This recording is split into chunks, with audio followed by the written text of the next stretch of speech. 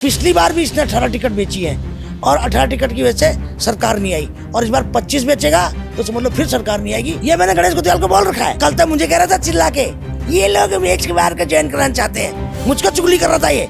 अगर इसने ज्वाइन कराया ना तो मैंने इससे कह रखा है कांग्रेस दफ्तर में आग लगा दूंगी, आग। हरीश रावत को किनारे बर्फ में लगाना चाहता है, प्रीतम को बर्फ में लगाना चाहता है, हड़क सिंह को बर्फ में लगा रखा है, अकेला चल रहा है। मतलब क्या इसकी मंशा है? इसने सरकार से टाई अप करा है 100%। ये बीजेपी का स्लीपर सेल हो रहा है। मैं कांग्रेस से कहना चाहती हूँ, समय आने पर संज्ञान पे ले, चाहे आप बदल दीजिए मगर कांग्रेस खत्म हो जाएगी। तुम दे दो टिकट, तुम दे दो ना टिकट, किसने मना कर रखी है? ये तो कहीं है नहीं कि औरतों को टिकट नहीं मिल सकती है। आंगनबाड़ियाँ 31 दिन हो गया, आज 32 दिन, तो क्या वो महिलाएं नहीं है? आशाएं महिलाएं नहीं है? भोजन माता महिलाएं नहीं है? और क्या कहते हैं जितने भी नर्सिंग स्टाफ वो महिलाएं नहीं है? वो तुमको क्या नजर आती है? महिलाएं महिलाएं महिलाएं चिल्ला रहे हो, वो क्या है बताओ? अरे मसाल तो कम से कम ढंग की चला लो, उसके बाद पैसे नहीं थे तुम्हारे पास क्या? छी, धामी जी से बोलो रिजाइन कर देना। खंडूरी कब से मुख्यमंत्री बनना चाह रही है? अगर महिला आरक्षण को मुख्यमंत्री बना दो, मुख्यमंत्री बना दो। और ये बिल भी जो पास कभी होगा ना, ये महिलाओं के लिए होगा, इनकी औरतों के लिए होगा। विधायकों की बेटियां देखो, गणेश जोशी अपनी बेटी को तैयार कर रहा है, निशंक अपनी बेटी को जगह जगह नेताओं के पाल लिया है, वो अपनी बेटी के लिए डोईवाल से टिकट मांगते हैं। और क्या कहते हैं, धामी अपनी औरत को अलग, सेवा संकल्प बन गया भाई इसका एक एनजीओ। उससे पुराना मेरा एनजीओ, मुझे 1 रुपया नहीं मिला आज तक। इनको करोड़ों रुपए कौन देता पता नहीं। वो तो गलती कांग्रेस के अध्यक्ष की है कि ढंग के लोगों को टिकट नहीं देना, वरना इनका सफाई हो जाता। 60 बार ये कहते ना, 60 बार कांग्रेस आ जाती अगर ये ढंग के लोगों को टिकट देते तो। एक बंद करो इनको सब, जो उत्तराखंड का माहौल खराब करे। हमारे उत्तराखंड की संस्कृति ये नहीं है कि बार बनाए नाचे। यहाँ पर यहाँ शराब चले 4-4 बजे तक, तभी तो ब्रिगेडियर साहब का अभी मर्डर हो गया। सुबह 6 बजे दारू पी के किसी ने मार दिया, 4-4 सुबह 6 बजे तक दारू पिलाई जाएगी। तो हमारे लोग ऐसी तो मरेंगे। धामी को कोई लेने देना नहीं, ठेके पे सब, एक्साइज ठेके पे। मैं बार बार बोल रही हूँ, अरुण तोमर को ठेका दे रखा, ठेका ट्रांसफर पोस्टिंग अरुण तोमर को, और एक्साइज का, किसी को पुलिस डिपार्टमेंट का, किसी को जल निगम का, किसी को PWD का, ठेकेदारों को ठेके दे रखे यहाँ पर। तू जो ठेले वाले हैं उनको पौवा दे दे लाइसेंस, और जो दूध की दुकान है उनको अद्धा का लाइसेंस दे दे, ठीक है? तुम्हारी ज्यादा आमदनी होगी फिर। और जितने जनरल स्टोर हैं उनको बोतल की परमिशन दे दे, तो तुम्हारी आबकारी तो पूरा प्रदेश पाल देगी। ये करो ना, ये जगह जगह जगह खोल रहे हो। बस लोग सब्जी लेने जाते हैं, पौवा भी ले लेंगे, क्या है? एक तरफ उत्तराखंड में महिला आरक्षण बिल को लेकर हलचल मची हुई है, दूसरी तरफ उत्तराखंड का देहरादून सुर्खियों में तो रहा ही है। अभी बहुत सारे प्रकरण हुए हैं, जैसे रोमियो लेन का प्रकरण हुआ है, और राजनीति में बिल्कुल हलचल मची हुई है। और इस चीज़ को लेकर भावना पांडे जी कैसे पीछे हट सकती हैं? उत्तराखंड की बेटी हमेशा से उत्तराखंड के हितैषी रही हुई है और वो अपनी सुझाव देने में पीछे नहीं हटती हैं। पांडे जी, आप बहुत पहले से बोलते आ रहे हैं महिला आरक्षण बिल के बारे में, अभी जो नया हो रहा है उसमें आपके क्या ओपिनियंस हैं? देखिए, महिला आरक्षण बिल 2023 में पार्लियामेंट में पास हो चुका है, तो ये केंद्र की गलती है। सरकार आपकी केंद्र में, तो आपने अब तक क्यों नहीं लागू किया भाई? प्रदेशों में करना ही नहीं है। ये तो परिश्रमण और ये सब करके उलझा के महिलाओं को विरोध में लाके, ये सब केंद्र की गलती है। मैं कहती हूँ सारी बात छोड़ो, इनको पता था कि वो बिल पास होना ही नहीं 1/3। जब इनके 240 बीजेपी के हैं, 293 हो रहे हैं, जब बिल पास होना ही नहीं था तो काहे को उन्होंने बिल पेश किया? बिल पेश तो उन्होंने जानबूझ कर षड्यंत्र है नहीं है। और दूसरा मैं कहती हूँ सारी बात छोड़ो, स्टेट की बात करो। जब धामी सारे UCC UGC 370 क्या क्या कौन कौन जो भारत सरकार में पास है, सबसे पहले ये स्टेट उनको लागू करता है, तो महिला आरक्षण बिल भी लागू कर देता। मैं भेज प्रपोजल केंद्र के लिए कि मैं महिला आरक्षण 33% करना चाहता हूँ। वो भी छोड़ो, तुम दे दो टिकट, तुम दे दो ना टिकट, किसने मना कर रखी है? ये तो कहीं है नहीं कि औरतों को टिकट नहीं मिल सकती है। तो ये सब इनका पूरा ये बदनाम करने का जो कांग्रेस, जैसे इस वक्त उत्तराखंड में कांग्रेस बीजेपी के खिलाफ है लोग, तो कांग्रेस को बदनाम करने की साजिश है पूरे प्रदेश में, पूरे देश में। तो ये एक षड्यंत्र है इनका। और मैं कहती हूँ कि अगर तुम इतने बड़े महिला, एक हितैषी हो, एक महिला को वेस्ट बंगाल में हराने के लिए ED, CBI, मोदी, अमित शाह, केंद्रीय मंत्री, मतलब जितने भारत सरकार के एजेंसियां हैं वो सब लगा दी इन्होंने, इनकम टैक्स, और जितने कैबिनेट मंत्री हैं 18 मुख्यमंत्री वहां लग गए एक औरत को हराने के लिए। अरे इतने बड़े तो महिलाओं के थे, एक स्टेट दे दो ना उसी बेचारी को, क्या दिक्कत है भाई, क्या प्रॉब्लम है। तो ये सब इनका एक षड्यंत्र है और ये महिला कट्टर विरोधी भाजपा है। और अभी ये जो आडंबर फैला रहे हैं ना दुनिया भर में, तुम इतने बड़ी, मैं स्टेट की बात करती हूँ धामी भाई, तुम इतने बड़ी, क्या जो हमारी आंगनबाड़ियाँ 31 दिन हो गया, आज 32 दिन, तो क्या वो महिलाएं नहीं है, आशाएं महिलाएं नहीं है, भोजन माता महिलाएं नहीं है, और क्या कहते हैं जितने भी नर्सिंग स्टाफ वो महिलाएं नहीं है, वो तुमको क्या नजर आती है, महिलाएं महिलाएं महिलाएं चिल्ला रहे हो, वो क्या है बताओ, उनका क्यों नहीं तुम वो देते हो, है मदद करते हो। जब उनकी गोवा जैसे शहर में 22,000 रुपये आंगनबाड़ी, गोवा कितना छोटा है, 22,000 आंगनबाड़ियों की तरह, क्या तुम नहीं दे सकते हो। गोवा से ज़्यादा तुम्हारे पास प्राकृतिक संपदाएं हैं, गोवा के पास क्या है जो हमारे पास है उत्तराखंड में, मगर वो सब माफियाओं को खिलाते हो तुम, सब माफियाओं को। तो बहुत बुरा हाल है ये सब। जैसे इनका ऑपरेशन सिंदूर हुआ ना, मुंह की खानी पड़ी, बहनों को सिंदूर बांट रहे हैं, आपने देखा होगा, घर घर सिंदूर, कभी घर घर अस्थियाँ ले जाते हैं, और इतना अपशगुन माना जाता है कि जब अभी चुनाव आएंगे तो घर घर अस्थि पहुँचाएंगे। अरे जब कोई मरता है तो उसकी अस्थियाँ गंगा जी प्रवाह की जाती है, न कि घर घरों में। मतलब उल्टे काम करती भाजपा, हमेशा भाजपा उल्टे काम करती है। तो ऑपरेशन सिंदूर की तरह ही महिला आरक्षण बिल में इनको मुंह की खानी पड़ेगी, मुंह की। जैसे आप देख रही होंगी कि भाजपा भी कांग्रेस का विरोध कर रही है, उनके लिए भी जन रैली निकाल रही है, और मुख्यमंत्री जी खुद रैलियों में जो है उनका आगे आ रहे हैं, वो मुख्यमंत्री खुद विरोध कर रहे हैं। मैंने ये भी सवाल पूछा था कि अभी तो आचार संहिता नहीं लगी है, मुख्यमंत्री जी क्यों विरोध कर रहे हैं? देखिए, मुख्यमंत्री जी इसलिए विरोध कर रहे हैं कि भाई कहीं कांग्रेस हावी ना हो जाए, लोगों को पता नहीं चल जाए कि ये चाल भाजपा की थी, तो वो भी कांग्रेस को बदनाम करनी चाहिए। मगर जनता बहुत समझदार है, महिलाएं भी समझदार है। आजकल सोशल मीडिया इतना आगे पहुंच चुका है, मोदी मीडिया गोदी मीडिया कुछ दिखाए ना दिखाए, सोशल मीडिया ने लोगों को जागरूक कर दिया है।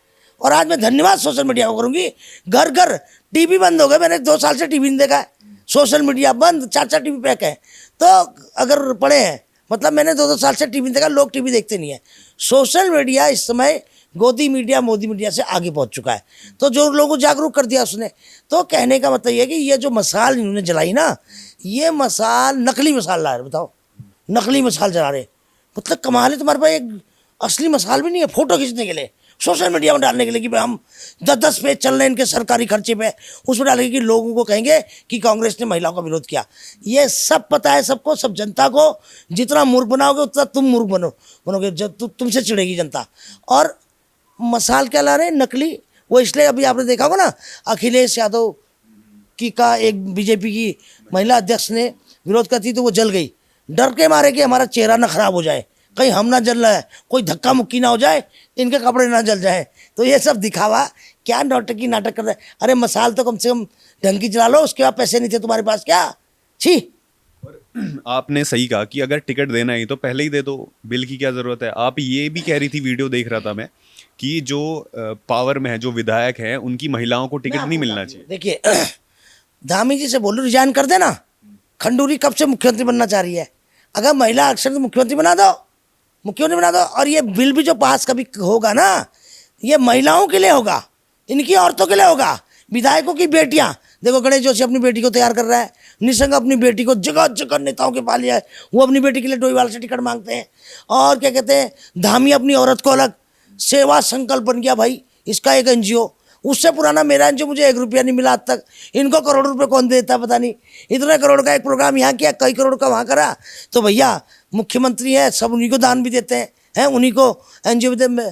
तो ये सब चीज़ें, सब दिखावा बंद करो। उत्तराखंड की जनता इस बार तुम्हारे लिए इलाज करने बैठी है। वो तो गलती कांग्रेस के अध्यक्ष की है कि ढंग के लोगों को टिकट नहीं दे रहा, वरना इनका सफाया हो जाता। 60 पार ये कहते ना, 60 पार कांग्रेस आ जाती अगर ये ढंग के लोगों को टिकट देते तो। दीदी, बीच में मैं देख रहा था कि कांग्रेस के अध्यक्ष से भी आपकी कई झड़प हो रही है, क्या नाराजगी है उनसे, और कांग्रेस से क्या आपका रिश्ता खराब हो रहा है इससे? देखो कांग्रेस से क्या नाराजगी, कांग्रेस में तो मैं किसी से नाराज नहीं हूँ। मैं गणेश का आपको पता होगा, आप ही के चैनल पे 1 साल पहले, मैंने 1.5 साल पहले बता दिया था कि भाई गणेश गोदिया अध्यक्ष बनेगा। जब लोगों ने कहा प्रीतम सिंह को हरीश राव सपोर्ट करें, मैंने तब ये कहा था कि हरीश राव जिसके कंधे पर हाथ रखते हैं वो खत्म। तभी मैंने कह दिया था गणेश गोदियाल इनका नया अध्यक्ष आएगा। मुझे मालूम था 1.5 साल से इसका अध्यक्ष की पैरवी मैंने करी थी और उन्हें भी करी कि मुझे नहीं पता, पूरी पैरवी मैंने करी थी। उसके बाद मैंने क्या क्या किया वो सब सोशल मीडिया में बार बार कह के छोटा नहीं बनना चाहती। उस दिन मैंने गुस्से में बहुत कुछ बता दिया था, सच बताया, मगर छोटी छोटी बातें बता दी जो मेरे को सूट नहीं करती, इतनी छोटी बातें कहना। मगर इसकी औरतें जब कह रही थी कि 5-5 लाख की औकात, तब मैंने औकात बताई वो, तब मुझे छोटे नीचे आना पड़ा। और अभी भी देखो ना इसके कितने लोग मुझे गाली बकते हैं। उमेश की तरह ही लोग जैसे गाली बकते थे, उमेश के लोगों ने बंद किया, ये उमेश का भी बाप है, ये गालियाँ बकवा रहा है मेरे लिए। अभी एक धन सिंह रावत के साथ मेरी वीडियो डाल के, मैं धन सिंह रावत से 1.5 साल से नहीं मिली हूँ, 1.5 साल से नहीं मिली मैं उससे, और वो मुझसे नाराज़ है।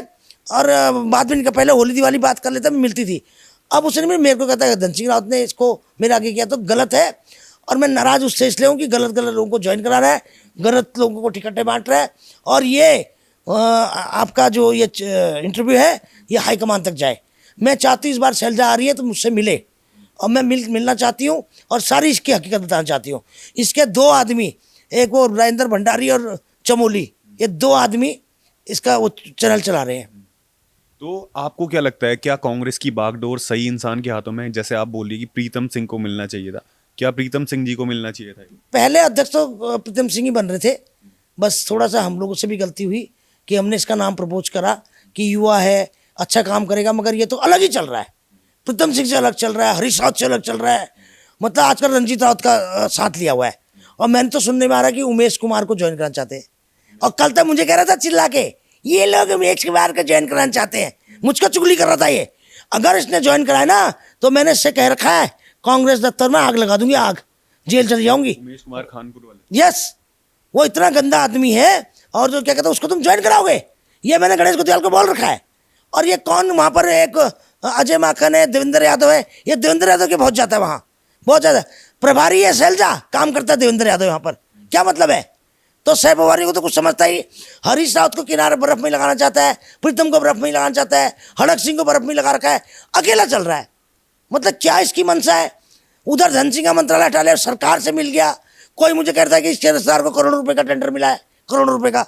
और ये बताओ इसका जो केस खुला था, अभी इसने मुझे बताया था जब अध्यक्ष हुआ था 1 महीने बाद, इसने कहा मेरा पुराना केदारनाथ समिति में जो अध्यक्ष था उस समय का केस खोल दिया, बद्रीनाथ केदारनाथ समिति का कहीं का अध्यक्ष था ये, उसका केस खोल दिया, वो शांत हो गया।